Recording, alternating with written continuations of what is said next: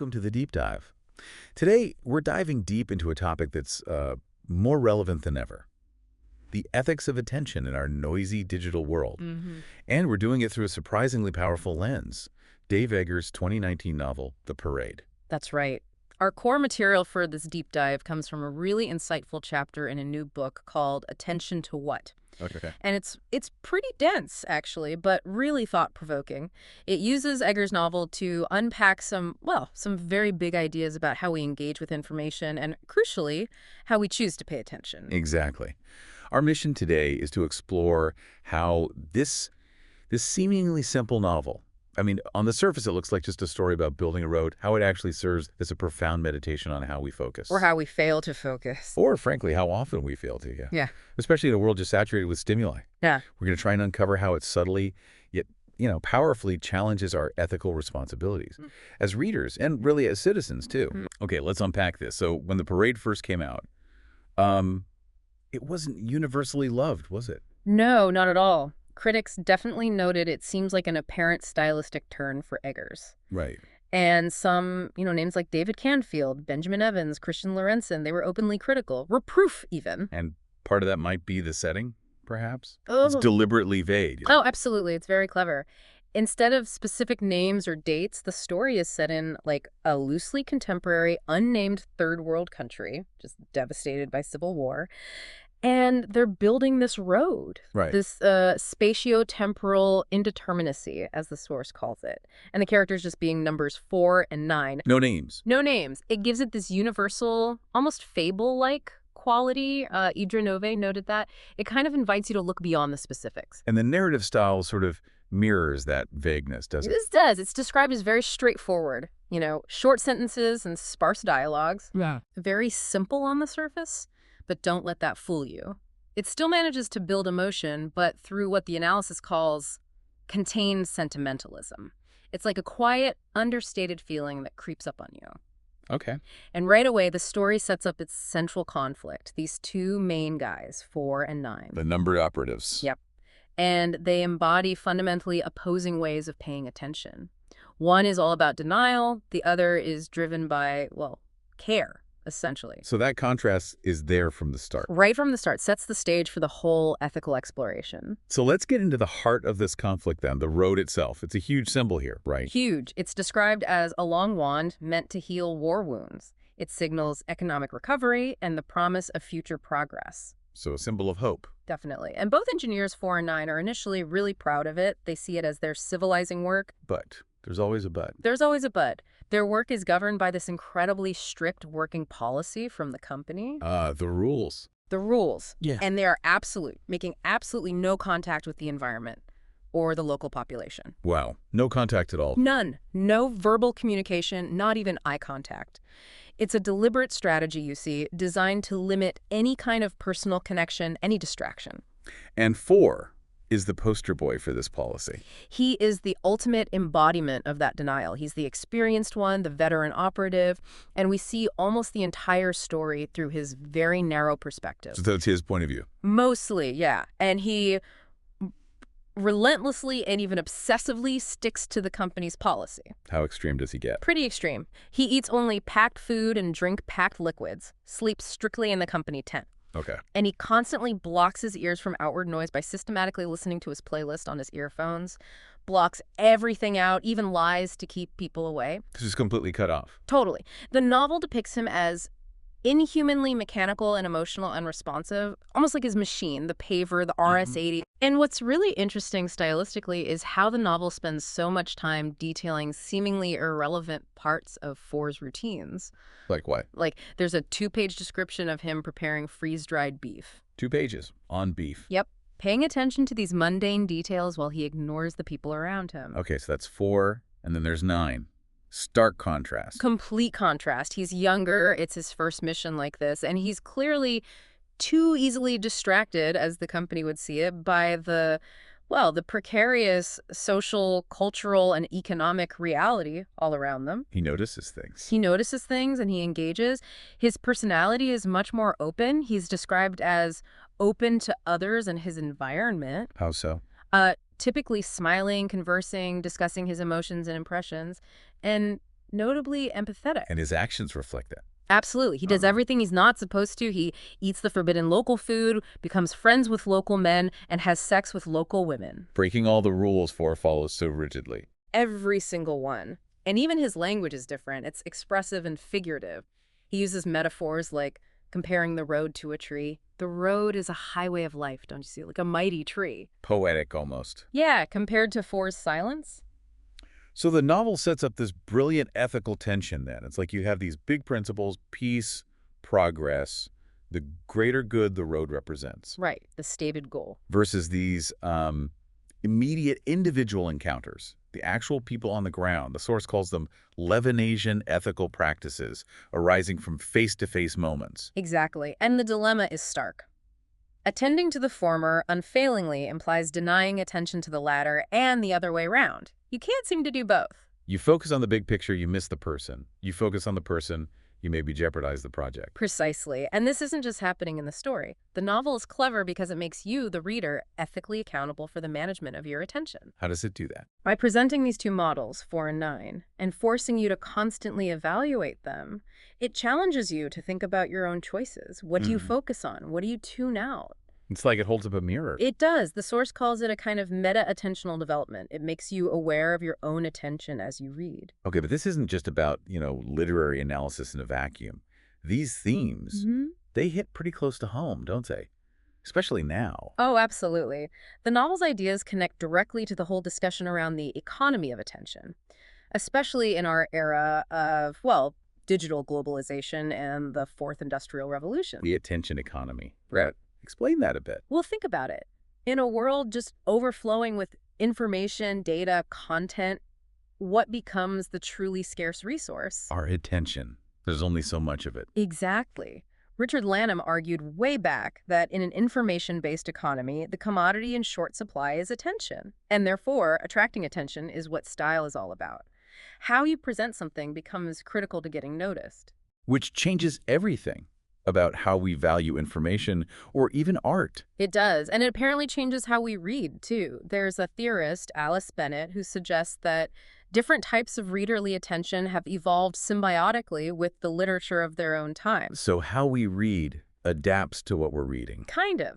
She points to close reading being perfect for modernism's complexities.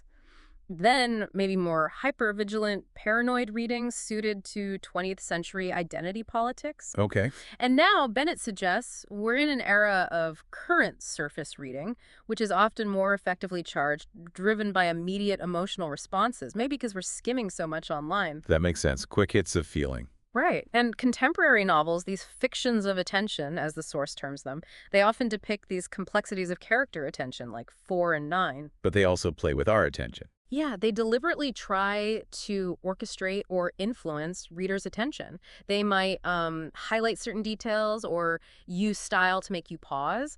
Essentially, they channel readers' attention back to themselves, back to the act of reading and paying attention.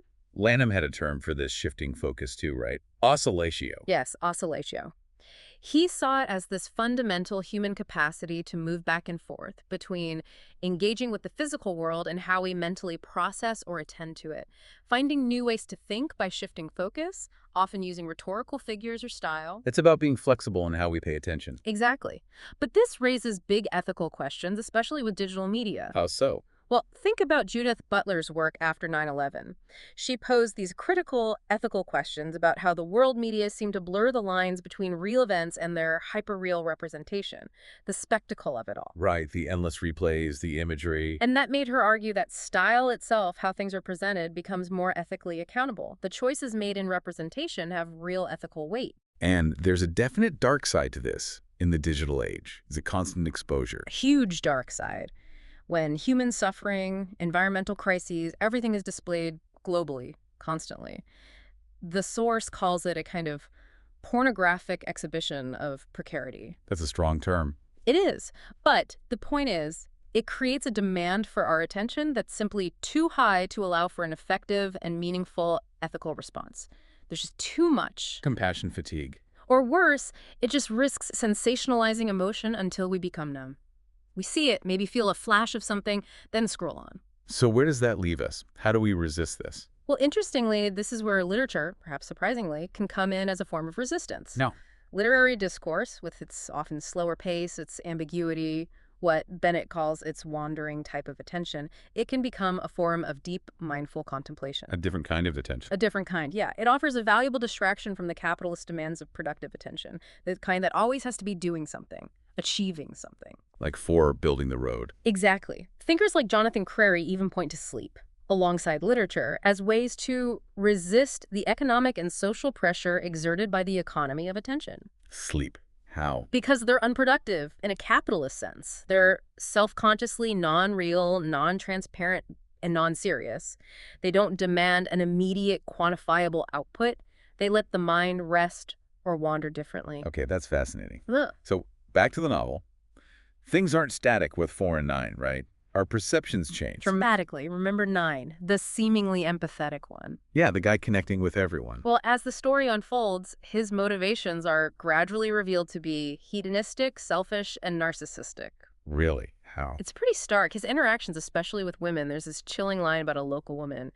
You know what she cost? Less than what we're getting for breakfast. Oh, wow. That's objectification pure and simple. Absolutely. And his supposed empathy, it starts to look more like a desire for attention and gratefulness from the locals. It gives him this sense of ethical self-purposefulness, maybe even a feeling of racial superiority. So he's not the good guy we thought. He becomes the liability that 4, ironically, initially saw him as. Our initial impression gets completely flipped. Okay, so 9 turns out flawed. What about 4? Does he stay rigid? No, and this No? is crucial. 4, the rule-bound automaton undergoes a critical shift. It happens during what the source calls the boy episode in Chapter 8. What happens? A child is just standing in the middle of the road, blocking the path. It forces 4 to break protocol. He has to take the boy with him, detour through a dangerous mine forest. And that changes him, seeing the child's vulnerability. Interestingly, no. According to the analysis, what triggers 4's change is not the boy's helplessness. It's something stranger. What then? It's the sheer strangeness of his mute presence, his absolute refusal to demand attention. The boy just is.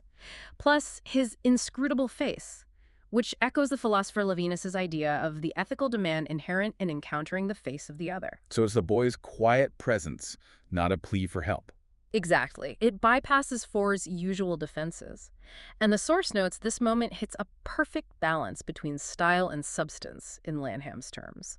The simple description carries huge weight. And does this change stick? It deepens. Later, 9 gets seriously ill. This forces 4 to abandon company protocol completely.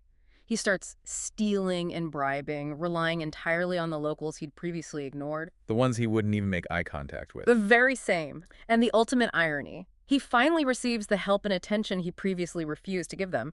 The tables are turned. But even with this transformation, the book doesn't fully endorse 4, does it? No, it maintains this subtle critique. Even though the story is largely seen through his eyes, focalized through him, the narrative manages to prevent readers from identifying too closely with his initial attentional model. Why not? Because he was so rigid. Partly, but also because his perspective, especially early on, is presented as notably boring and ethically lacking. Remember the obsessive focus on irrelevant detail, like listing his utensils every day. Right, the freeze-dried beef again? Exactly. That extreme attention to things starkly contrasts with his complete avoidance of people. And the novel makes you notice that contrast. It does, and here's the clever part. The source points out that if you can read about such details, it must necessarily be because 4 sees them. Ah, so he is noticing more than he lets on. It implies he is actively withholding his response. His refusal to pay attention isn't because he's oblivious, it obeys an external rather than internal motivation. He's choosing to follow the company rules, surrendering his ethical free will to a superior corporate authority. Wow. Okay, so that adds another layer entirely. So we get towards the end. It seems like 4 is changing, maybe redeemed, and we've seen 9's flaws. where does it leave us? Well, the initial denouement, the seeming end, it does sort of redeem four from the reader's condemnation of unethicality, and it definitely makes us reassess our initial view of Nine's narcissistic hypocrisy. So a neat wrap-up. It almost feels like an all is well that ends well resolution is coming. The road is done, the parade is planned. But not quite. Not quite. Just as everything seems settled, suddenly, out of nowhere, a military convoy sets fire to the parade, to the whole celebration on the newly finished road. What? Why? It's abrupt, unexplained, a real Deus ex machina moment, and it creates this incredibly complex, unsettling ethical and aesthetic closure. It just blows up any simple resolution. Okay, that's jarring. Yeah. And then the earphones. There's a final reveal about those, isn't there? Ah, yes. The earphones revelation. All through the book, we assume he's listening to music, blocking things out, but right near the end, you learn what he's actually listening to. What is it? It's John Cage's 27 sounds manufactured in a kitchen from 1983. John Cage, the experimental composer. Kitchen sounds. Exactly. It's literally just a soundscape of mundane kitchen noises clattering, water running, whatever lasting precisely 1 minute and 33 seconds on repeat. Presumably. Okay, that is unexpected. What does that mean? Well, the analysis argues this intertextual reference completely changes how we see Four's distraction. It contradicts the assumption that his apparent intentional distraction must be reassessed, just as him following family orders to survive. How so? Because Cage's whole project was about experimentally reassessing background noise as meaningful music, finding significance in the mundane, the overlooked. Like the novel asks us to pay attention to overlooked details or people. Precisely. It connects Cage's work to the novel's own metacritical reassessment of its form and content. It becomes this profound call to attention to the invisible or inaudible, what the theorist Iveson calls an ecology of attention, being aware of what shapes our focus. Wow, that's deep. Are there other connections? There's another layer, the names 4 and 9. They're seen as intertextual references to Cage's number pieces. Okay. Cage composed several pieces titled 4, but he never composed one called 9. No, 9. No, 9. So the novel, by naming them 4 and 9, kind of metaleptically advances 9's death. It subtly foreshadows his fate through this musical reference. That is intricate. Yeah. So the parade isn't just telling a story, it's actively training our attention. That's the argument. It functions as a fiction of attention that demands that it is reassessed. It trains you, the reader, to do that oscillatio thing Lanham talked about, shifting between the story world, your own world, and how you're paying attention to both. Finding that delicate balance, as Stuart Kelly apparently put it. Exactly. A balance we desperately need to navigate the modern digital economy of attention. And the very final scene. How does it leave things? It's profoundly ironic and ambiguous. Four's plane is taking off. He's leaving. He's musing happily about the mission being over, thinking how simple it could be. Just detach, do the job. Back to his old self. It seems like it. But then, abruptly, another passenger points out the window, calls his attention to the ground below, and Four sees the miniature massacre, the burning parade, the violence unfolding. Right after thinking how simple it could be. Exactly. It leaves you, the reader, just hanging there, wondering about the ethical accountability of aesthetics. Like, can art be detached, as well as the aesthetic dimension of ethics, how the way we see things shapes our morals? It refuses to give you an easy answer.